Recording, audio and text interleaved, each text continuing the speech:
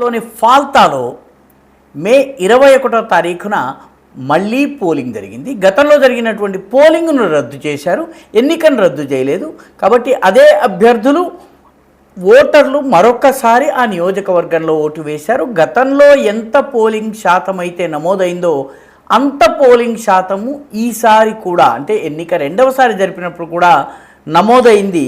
అక్కడ నిన్న మొన్నటి వరకు నిరంకుశంగా పరిపాలించి ప్రజల్ని భీతావహులు చేసినటువంటి జహంగీర్ ఖాన్ రంగం నుంచి తప్పించుకుని పూర్తిగా అసలు ఎవరికీ కనపడకుండా పోయాడు. ఎందుకంటే అతని మీద అనేక కేసులు ఉన్నాయి.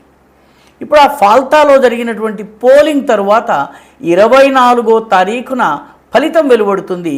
మిగతా బెంగాల్ అంతట్లోనూ జాతీయవాదపు జనప్రభంజనం ఏదైతే కనిపించిందో అదే ఫాల్తాలో కూడా కనిపించేటటువంటి అవకాశం ఉంది. తృణమూల్ కాంగ్రెస్ తరఫున గూండాయిజమే తన యొక్క జీవన ధ్యేయంగా నడిచినటువంటి జహంగీర్ ఖాన్ ఊరొదిలి పారిపోయాడు. నిజంగా నియంతలకు ఏ గతి పడుతుందో జహంగీర్ ఖాన్కి అదే గతి, అధోగతి పట్టింది.